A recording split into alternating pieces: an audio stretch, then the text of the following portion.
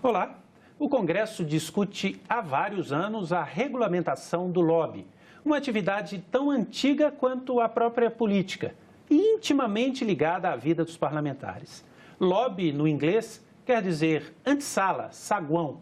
O termo é uma referência às pessoas que esperavam à porta dos tomadores de decisão para apresentar seus argumentos e defender seus pontos de vista.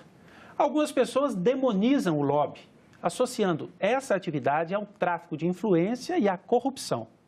Outras pessoas o consideram essencial no processo decisório e na definição da agenda governamental. Para destrinchar esse complicado tema, o Cidadania convidou Bruno Perman, presidente do Instituto de Relações Governamentais, e Felipe de Paula, sócio responsável pela área de regulação e assuntos governamentais da Levi Salomão Advogados. Muito obrigado pela presença de vocês, por aceitar o nosso convite. Eu queria começar perguntando o seguinte, podemos começar pelo Bruno. O que é o lobby? Quais são normalmente as confusões que as pessoas fazem ao entender ou interpretar o lobby como corrupção, por exemplo? Olha, Ronaldo, o termo lobby tem essa forma pejorativa ou essa sensibilidade pejorativa não só no Brasil, como em outros lugares do mundo.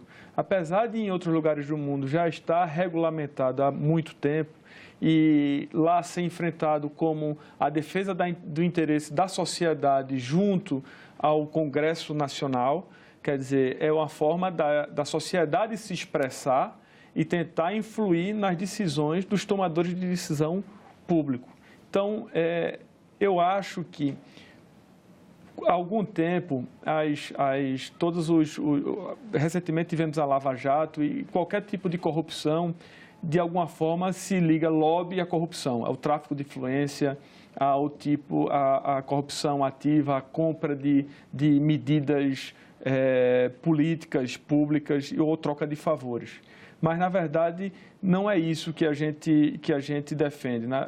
A gente defende que a defesa de interesse do privado junto ao público seja feita da forma mais transparente e que seja feito à luz do dia. Que quando algum setor, associação, grupo de interesse precisa conversar com os parlamentares, ou seja, também com o funcionalismo público, envia um e-mail pedindo a solicitação de uma audiência. Registro na agenda. E se publica a ata de reunião, dizendo o que é que foi tratado naquele encontro, para que seja de uma forma transparente, para que todos saibam o que está sendo tratado. Porque a defesa de interesse, eu acho que faz parte do amadurecimento da democracia.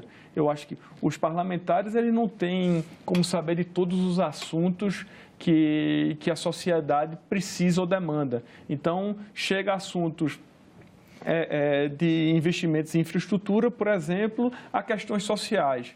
E se tem um deputado que está com a relatoria de um projeto que seja sensível para aquele setor, para aquela associação, ou para aquele grupo de pessoas que se organizou de alguma forma, nada mais correto dessas pessoas se organizarem e ir até aquele parlamentar e dizer, olha, eu defendo que seja feito dessa forma, por esse ponto, esse ponto, esse ponto. Então, essa defesa... Embora não esteja regulamentado no Brasil, nós sabemos que o lobby acontece. Sem dúvida. Aqui no Congresso Nacional, nos órgãos públicos. Felipe, quem faz lobby? As pessoas imaginam que o lobby é feito sempre por alguma empresa que tem um interesse.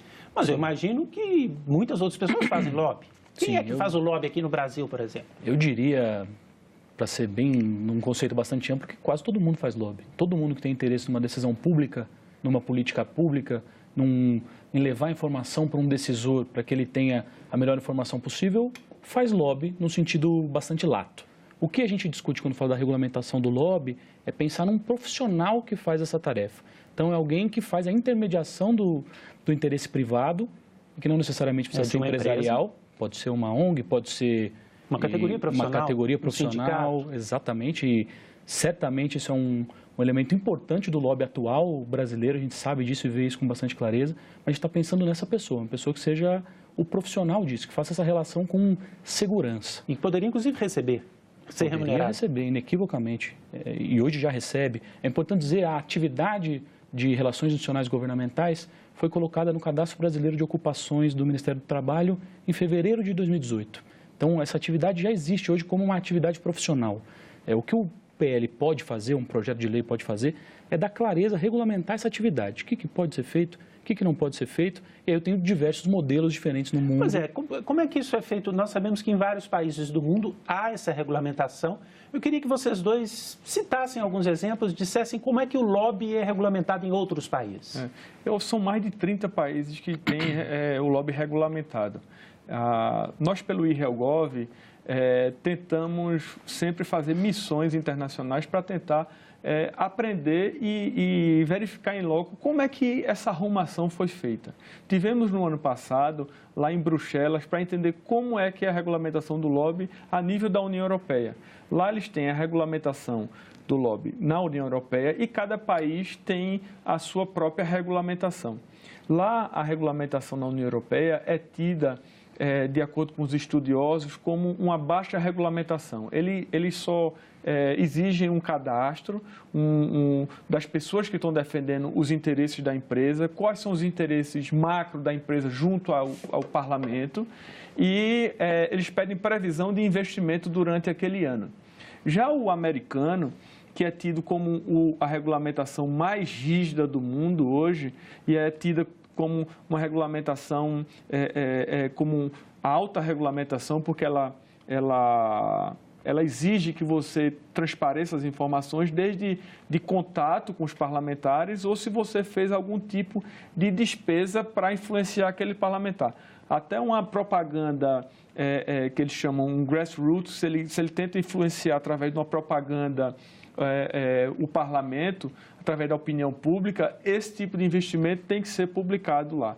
Então, são situações completamente diferentes. Você pega o caso da União Europeia, que tem milhares de lobistas registrados, e no caso dos Estados Unidos, logo depois que essa regulamentação entrou em vigor, essa regulamentação mais rígida, o número vem caindo ano a ano, porque as empresas ficam, às vezes, com medo de tanta exposição das informações, porque não só são informações ligadas ao lobby, mas são informações que são ligadas também um pouco à estratégia empresarial da empresa, e as empresas, de alguma forma, ficam com receio que a estratégia empresarial dela seja exposta na internet. Então, temos vários tipos de exemplos no mundo todo. Eu até diria, a gente podia pensar em duas grandes linhas de regulamentação do lobby. Uma é focada no quem? No lobista. Então, todos esses requisitos de registros, cadastros, informação de quanto eu gastei, com quem eu me encontrei, relatórios periódicos, como tem nos Estados Unidos. Ou seja, algum tipo de prestação de contas esse lobista tem que fazer. Bastante pesada, no caso norte-americano, que acabou acarretando a diminuição do número de lobistas registrados. Né? Então, é focado nessa pessoa. Mas há uma segunda linha, que é uma linha mais focada no como, no procedimento. Então, transparência das reuniões, transparência desses encontros, relacionada especialmente com quem eu tive, que tipo de documento eu entreguei. Então, é mais focada na transparência dos documentos e dos encontros, em especial para o agente público. Então, são duas linhas distintas, onde uma talvez seja mais dura e que se provou que tem efeitos colaterais não necessariamente positivos. No caso norte-americano, o que você fez na prática foi colocar gente que antes estava à luz do sol, cadastrada, registrada, essas pessoas saíram da atividade, pelo menos do ponto de vista formal. Então, talvez a linha do procedimento seja um bom caminho. É o caminho que o Chile adotou em 2014, por exemplo. Em boa medida, é um caminho mais focado à transparência dos encontros, do que foi entregue e que tenta também atuar num tema que a gente discutiu muito pouco aqui, que é a equalização dos partícipes. Né? Existe um risco na regulamentação do lobby, que é você, eventualmente, ampliar o fosso de grupos que têm poder muito diferente. Eles são organizados de uma forma diferente. Gente muito poderosa poderia, em tese, ter mais acesso ainda aos decisores. A depender da regulamentação que você fizer, você pode se focar numa ideia de isonomia, de equidade de partícipes. No Brasil, muitas vezes há uma resistência à regulamentação do lobby. A gente percebe em alguns segmentos da sociedade. Vocês diriam que funcionar como funciona no Brasil, sem regulamentação alguma, é mais prejudicial à sociedade do que regulamentar? Sem dúvida. Eu acho que a gente poderia tomar um caminho, inicialmente, como se fosse uma regulamentação mais parecida com a que existe na União Europeia. de repente, como o Felipe estava dizendo, a gente tentar regular a forma do fazer o lobby. Eu acho que talvez a gente não estaria preparado ainda para ter o nível de transparência que existe hoje nos Estados Unidos, que as empresas têm que lançar, inclusive na própria prestação de conta, os valores, os contratos, quanto gastou, quais foram as peças publicitárias, quanto se gastou na comunicação para tentar influenciar o Congresso Nacional. Eu acho que a gente talvez não estaria preparado para isso. Mas eu defendo que a melhor forma é a gente dar rastreabilidade a todo o processo. Quando um advogado vai atuar, por exemplo, numa ação, ele atravessa a procuração lá e, a partir daquele momento, tudo que ocorrer naquela ação, a responsabilidade vai ser do advogado. Então, de repente, a gente criar algo que dê a rastreabilidade do processo de decisão, por exemplo, se uma empresa está tentando influenciar um processo decisório relacionado a algo que ela tem interesse e manda e contrata alguém para que vá fazer isso. Então, se essa pessoa tiver um mandato para representar essa empresa junto ao Congresso Nacional, ou junto ao Executivo Nacional, ou junto a alguma agência reguladora, é uma forma de você dar rastreabilidade. Porque lá na frente, se ocorrer algum tipo de... Se aquele processo estiver maculado, as autoridades poderão, de alguma forma, ir lá e saber quem que estava responsável por articular ou por convencer os tomadores de opinião naquele processo específico. Você disse que nós ainda não estamos preparados para esse aspecto, mas nós temos uma discussão no Congresso Nacional que se prolonga por quase 30 anos. Sem dúvida. O Senado Federal discutiu desde 1989 um projeto que foi apresentado pelo então senador Marco Maciel. Esse projeto está na Câmara, está sendo discutido juntamente com um outro projeto lá do deputado Carlos Zaratini, que inclusive esse ano se votou a urgência dele. Esses projetos, essa legislação que se pretende fazer no Brasil, ela vai em qual direção? Primeiro, talvez o principal projeto hoje que discute lobby, que já foi aprovada a sua urgência e está em plenário pronto para votação, que é o PL 1202 de 2007, que é o PL do Zaratini, exatamente. Do deputado Zaratini. Ele vai numa linha mais próxima da União Europeia do que dos Estados Unidos. Então, Ou seja, fiscalizar mais o processo e menos o lobby. Isso, e não tão detalhado. Então, ele não exige, por exemplo, no detalhe, relatórios periódicos, registros muito fortes na linha norte-americana. Ele foi, ao longo do seu processo, suavizado numa linha de que o fundamental é que a gente dê segurança para o agente público e para o agente privado que vai fazer essa relação. Tudo que a gente viu nos últimos anos causou um efeito congelante que é muito ruim para o país, que é o privado com medo de se relacionar com o agente público e o agente público com medo de receber o agente privado. Isso é um equívoco brutal e é ruim para a própria democracia e para a regulação. Regulação boa é regulação que é informada. Portanto, eu preciso ter o privado participando desse processo. E, de outro lado, o deputado, o senador, ele é um representante, ele não é dono da decisão. Então, é natural que ele receba grupos de pressão, que ele consiga mediar essas relações e leve isso adiante. Então, o modelo que está hoje é muito ruim, ele é inseguro e ele diminuiu algo que é inerente à democracia, participação direta na decisão.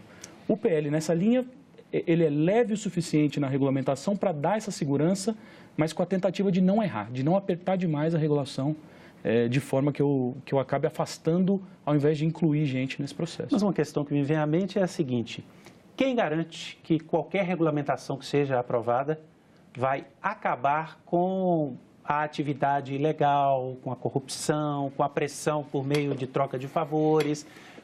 Como é que a gente tem a garantia de que isso vai acontecer e por que isso aconteceria? Eu acho que não é através de lei que a gente vai garantir nada, né? Eu acho que a lei é importante porque tem muitas multinacionais e empresas nacionais que às vezes já têm ação na Bolsa de Valores fora do Brasil e que tem que seguir algumas regras internacionais de FCPA e da forma de se relacionar com o privado, com o público. A regulamentação traz mais conforto para o mercado que já trabalha de uma forma séria e honesta, conseguir colocar de uma forma mais ampla e mais transparente ainda. Ou seja, uma garantia, inclusive, para esses que virão fazer o lobby. Para esse. Quem vai fazer mal feito não é lei que a gente vai impedir. Na verdade, eu acho que a gente tem muito o que crescer. O mercado, por busca de profissionais nessa área de relações governamentais, está superaquecido. Com tudo isso que aconteceu nos últimos anos, a Lava Jato trouxe muitos benefícios para o nosso setor, porque todas as empresas estão profissionalizando cada vez mais essa relação entre o público e o privado. As associações de classe também têm profissionalizado bastante as suas diretorias executivas. E as próprias federações, confederações, as estruturas que já eram organizadas estão contratando e, às vezes, até aumentando a sua área de relações governamentais. Então, é um mercado que está surgindo, na verdade, que está se fortalecendo, e eu acredito que, se vier a regulamentação do lobby, vai ajudar as pessoas que já trabalham de uma forma correta. Eu acho que impedir quem faz o mal feito Essa é uma questão que eu queria perguntar também. Nós já temos hoje, mesmo sem uma legislação, experiências de ou empresas ou organizações que adotam critérios de transparência para a influência que vem fazendo no Congresso, para o lobby que vem fazendo no Congresso? Sim. Aí até queria falar duas coisas. Primeiro é que, embora a gente não tenha lei do lobby, a gente já tem uma série de regramentos hoje válidos, vigentes, e que já sinalizam para o mercado que é uma atuação legal ou que é uma atuação dentro da lei. Por exemplo, um decreto de 2002 relativo a audiências com agentes públicos. Um decreto federal que já existe. Então, o jeito correto de pedir uma audiência, o jeito de fazer reunião, Código de Ética Pública. Estatuto de Funcionalismo Público. Próprio Estatuto de Funcionalismo Código Público. Penal. Lei de Conflito de Interesses, Lei Anticorrupção. Então, há aí um bom número de... Não é que não existam regras. Exatamente. Há regras postas e que precisam ser validadas. Empresas, em especial multinacionais, mas também nacionais que estão avançando nesse tema, que é um mercado que avança de fato muito rápido, já tomam esse cuidado. Então, conhecem essa legislação, seguem essa legislação e, fundamentalmente, têm políticas internas de proteção dos seus agentes. Então, essas políticas podem ser de transparência ativa, por exemplo, publicizar de antemão quem são os meus representantes, que tipo de posicionamento que eu vou levar adiante. Há outros elementos, por exemplo, de cuidados na própria reunião, numa relação com um agente público. Então, está sempre em mais de uma pessoa, ter ata, ter pauta. Então, são pequenos cuidados, mas que, feitos de forma sistemática, vão mudando a cultura daquela empresa e o próprio relacionamento com o agente público. O eventual agente público, que é a exceção, que não queira seguir essa regra, vai ficar cada vez mais constrangido, dado o tamanho do cuidado que um bom profissional de não relógio seria aconselhável que o agente público também agisse assim? Sobretudo aqui no Congresso, que é o grande cenário do lobby, que, por exemplo, o senador e o deputado também tomassem algumas precauções? Sim, sem dúvida. Eu acho que tem muitos que já se preocupam com isso, mas eu queria destacar uma coisa que é muito importante e que, às vezes, é confundido relações governamentais com relação comercial com o Estado.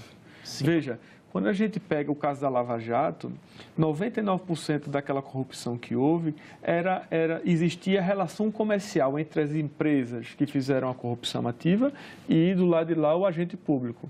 Relações governamentais é a relação entre o público e o privado para defender muito mais regulação, né? Então, as grandes empresas, mesmo as prestadoras de serviço para as entidades públicas, elas separam, que eles chamam de Chinese Wall, de uma forma muito, muito rígida, o que é departamento comercial, que vai lá participar de licitação pública, vai ter aquela relação de compra e venda ou de prestação de serviço com o agente público, e a pessoa que trata de regulação, relações governamentais, da legislação que pode atingir a empresa. Deixa eu dar dois exemplos, então, para o nosso telespectador entender, para ver se eu entendi também.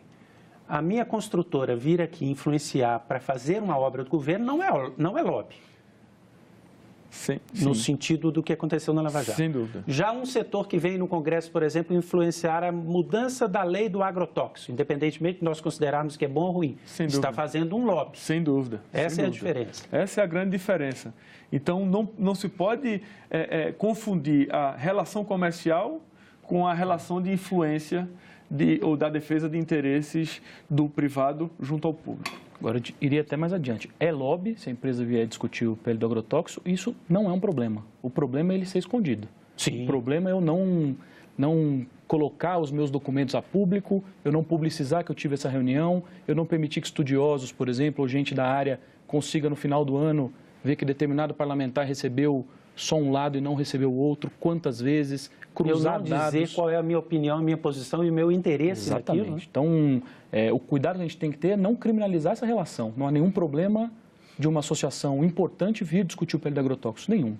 Há problema quando isso é feito no escuro. Aí Nesse sentido, o lobby, seja de uma empresa, seja de uma ONG, seja de um segmento da sociedade, ele pode se incidir no parlamento de forma, inclusive, a mudar a opinião de um parlamentar que pensava inicialmente em votar numa direção e depois de ouvir as partes envolvidas, decide mudar o seu voto. Sem dúvida.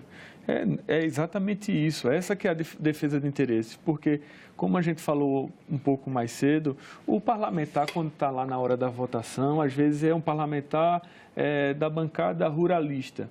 E aí chegou um assunto sobre segurança pública, mas ele quer, por exemplo, talvez ele não seja afeito a essa questão. E aí vai vir a Associação dos PMs do Distrito Federal e dizer, olha, eu queria lhe alertar, deputado, que esse assunto não é bem por aí, porque a gente tem essas informações técnicas, na prática isso acontece dessa outra forma, a gente sugere que seja feito dessa forma, em vez de votar dessa forma, o senhor poderia apresentar um voto em separado, porque a categoria está unida, a categoria defende isso, e tentar influenciá-lo com informações técnicas. Ele vai ouvir o outro grupo também. Sem dúvida, mas com informações técnicas e com base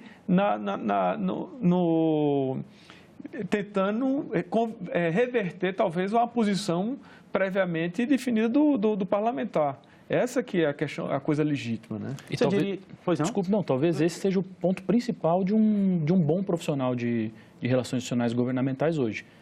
Qual a melhor forma de levar para um decisor as minhas informações e que tipo de informação é mais sensível. Então, trazer o dado acadêmico, trazer o dado da rua, montar uma coalizão que de fato vá ter peso com aquele decisor. Quer dizer, essa estratégia de como levar essa informação para convencer aquele parlamentar ou aquele decisor é o ponto-chave de bons profissionais hoje. É o que faz diferença na vida Rapidamente, vocês diriam que já há amadurecimento suficiente para que finalmente essa legislação seja votada, essa legislação está tramitando na Câmara? Sim, eu acho que na verdade, a relatora, a deputada Cristiane Brasil, ela conseguiu conversar com diversos setores, porque tinham diversos setores que estavam incomodados, às vezes, com uma parte ou outra do texto. Eu acho que o texto já está maduro, eu acho que já existe consenso de todos os participantes, de todos os stakeholders, vamos dizer, que é uma linguagem muito do próprio profissional de relações governamentais, que quer dizer, as partes interessadas. Mas, na verdade, é um ano eleitoral, é um ano que o ritmo do Congresso Nacional costuma não ser um ritmo normal do ano que não tem eleição federal. Mas eu acredito que já, talvez até no final do ano, depois das eleições ou no ano que vem, o projeto caminhe para ser apreciado no plenário da Câmara e finalmente vir para o Senado. Chegando no Senado já tem um PLS, né, e tem uma PEC também, que eu acredito que tudo isso deve ser apensado a esse projeto de lei que vai vir da Câmara e ter a sua tramitação talvez até acelerada para que finalmente o Brasil possa ter uma regulamentação aprovada. Felipe, as resistências maiores seriam de setores da sociedade ou os próprios parlamentares, alguns também têm dificuldade de compreender o tema e de tomar uma decisão? As pesquisas recentes têm apontado um aumento no apoio dos parlamentares pela regulamentação do lobby. Uma pesquisa mais recente que eu me recordo agora, 80% dos parlamentares concordam com algum tipo de regulamentação. É evidente que o diabo mora nos detalhes, então pode ser que haja divergências de um ou outro ponto, do maior ou menor grau de dureza dessas regras, mas estou com o Bruno nisso, acho que já há um amadurecimento, seja do agente público, seja dos privados, de que esse PL é necessário, precisa dar segurança tanto para o agente público quanto para o agente privado.